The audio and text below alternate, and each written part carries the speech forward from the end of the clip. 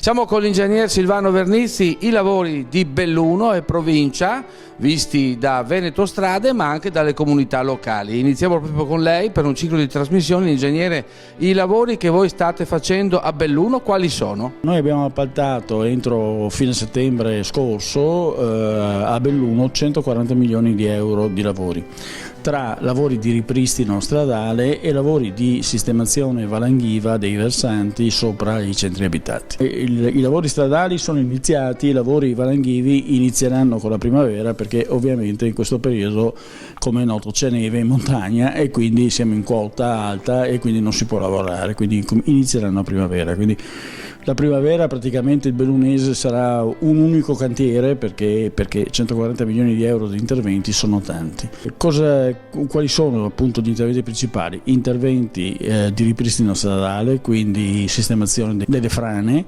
sistemazione degli asfalti, sistemazione dei guardrail che sono venuti giù con vaie e tutte le sistemazioni possibili. Nei versanti invece vengono fatti paravalanghe, vengono fatti muretti di contenimento di possibili frane o di possibili cadute di massi, insomma un lavoro imponente perché probabilmente dovremo riappaltare una somma analoga, cioè sicuramente oltre i 100 milioni di euro. Quali sono le località principali interessate? Guardi, le località principali sono quelle dell'Alto Agordino, quindi il comune di Roccapietore, il comune di Livinallongo del Col di Lana e il comune di Selva di Cadore. Quelli sono i comuni dove c'è la maggior parte dei lavori, ma ci sono lavori nel Comelico, ci sono lavori un po' dappertutto, concentrati nell'Alto Agordino perché è la zona che ha subito più danni da vaia.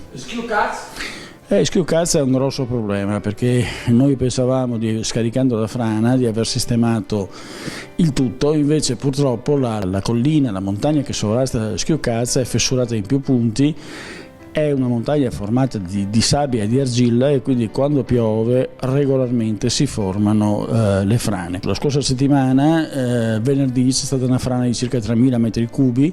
Le opere di difesa che avevamo fatto, un vallo più dei container per contenere la frana, hanno funzionato, poco materiale è arrivato vicino alle case, però abbiamo dovuto risistemare le opere di difesa portando via la terra che era caduta. È stato necessario evacuare quantomeno le famiglie delle case più vicine alla frana perché non c'erano più le condizioni di sicurezza.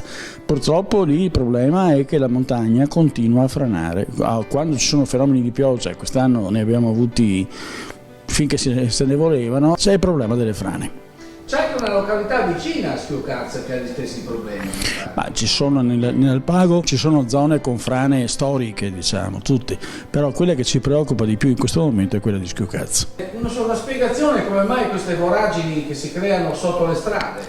Ma guardi, Vaia è stata una cosa tremenda per il bellunese perché è stato veramente un evento molto pesante. Abbiamo visto gli effetti, abbiamo visto sugli alberi gli effetti, ha abbattuto migliaia e migliaia di alberi. Allora, abbattendo gli alberi, chiaramente i versanti non sono più in equilibrio perché le radici degli alberi hanno una funzione di trattenere il terreno.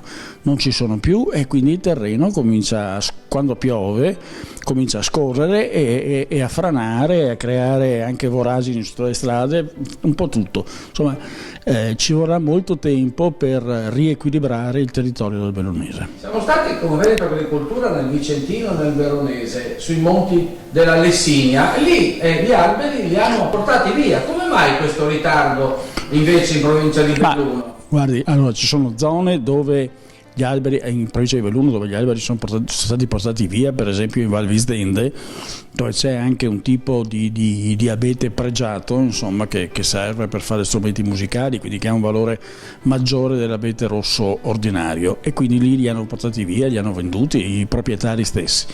Poi ci sono tantissimi alberi lungo le strade, sui versanti, che sono ancora lì. Perché? Perché li abbiamo tenuti lì per evitare ulteriori frane, perché quantomeno gli alberi servono in qualche maniera a trattenere il terreno. Adesso abbiamo attivato gli interventi di sistemazione valanghiva dei centri abitati, come dicevo prima, dalla fine dell'inverno, quando sarà possibile lavorare, perché non ci sarà più neve, cominceremo a lavorare per portarli via.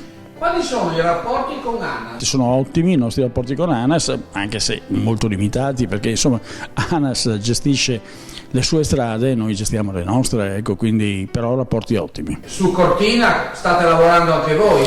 Beh, su Cortina stiamo lavorando anche noi, perché anche noi abbiamo delle strade in gestione a Cortina, per esempio la strada che porta da Cortina al Falzarego, tanto per dire, è una gestione nostra, quindi ci stiamo lavorando anche noi. Sulla 51, che è la strada dalle Magne, eccetera, no, perché lavora ANAS, quindi la maggior parte dei lavori per i mondiali e per le Olimpiadi sono di ANAS. La Gordina e l'Alto Agordino sono state la strada e il territorio più colpiti da Vaia.